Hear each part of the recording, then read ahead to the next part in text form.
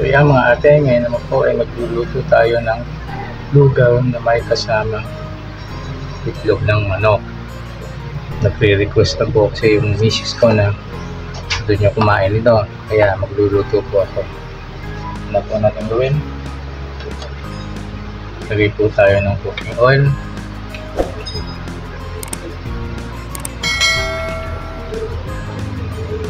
Buksan ang kalan.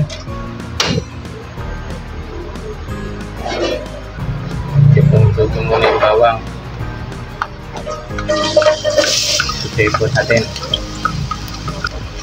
Hindi po natin ito hahaluan ng manok. Hindi po tayo maglalagay ng luya. Kapag may manok lang po, saka natin lalagyan ng luya para malansay. Itlog lamang po ating ihahalo, kaya hindi na kailangan ng luya.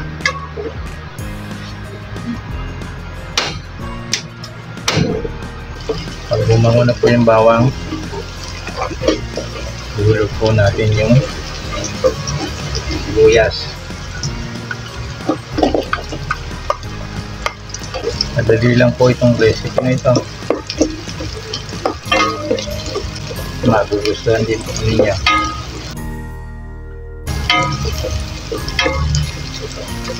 Madalian lang po. Mabilis. Hiniman na po natin yan nor chicken cubes. Maglagay na po tayo ng patis. May sikulat kutsara. Depende na lang po pagka matabang ka, dito na lang natin. Pero kalkulado ko na po yan.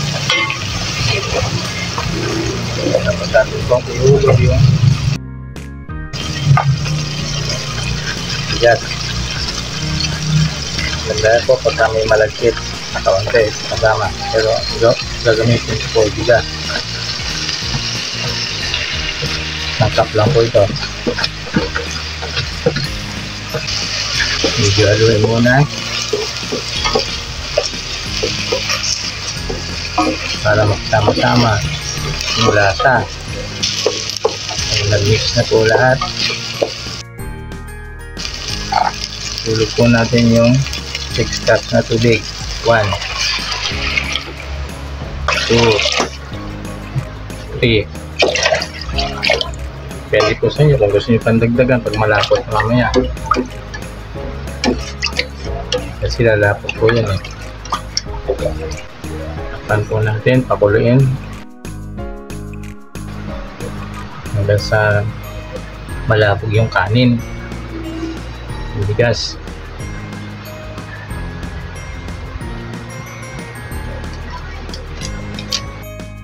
Tapakan ng konting magic sa konti lang po. Kapag toast na po ako ng bawang na ilalagay kong toppings, naipakita ko na po sa inyo sa ibang video ko na kung paano mag toast ng bawang. Hindi po kailangan malakas ang apoy, kailangan mahina lamang, at pag nakita nyo medyo na brown na konti, patayin na ninyo, baka masunog. Papait po ang lasa nito. Tapos naglaga na rin po ako ng itlog para siya kung itatoppings, at meron na rin po akong spring onion. Saan po natin natingnan kung kumukulo na. Yan, kumukulo na. Kasi bubuo pa yung bigas eh. Hintayin lang po natin.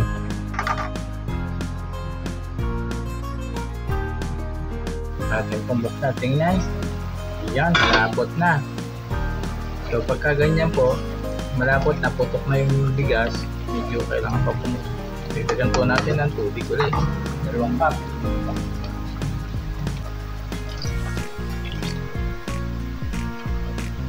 Puputok pa yung bigas, siguro magdagdag pa tayo. 2 pa. So bali lahat-lahat pala na ilagay natin ay 5 mula nung lumapot na siya. So palalapotin pa uli natin. Tapos atin na pong titimplahan. So, luto na yan. Tingnan po ulit natin kung luto na po.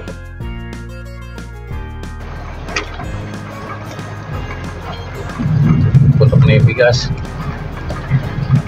Ayan. Ngayon, para makasiguro tayo, tikman po natin ang lasa. Tabang ng konti. Dagdagan po natin ng patis. Half teaspoon.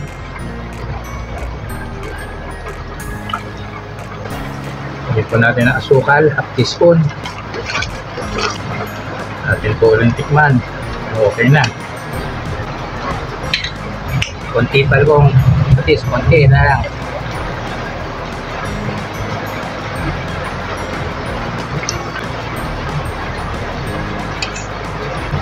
Yun. Kuha na. Ngayon, lagyan po natin ng suba.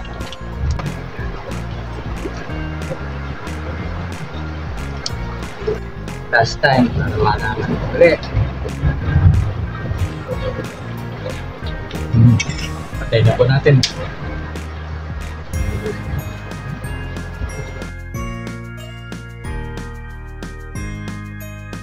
Ito na po ang finished product ng ating lugaw ng itlog. Sarap po ito.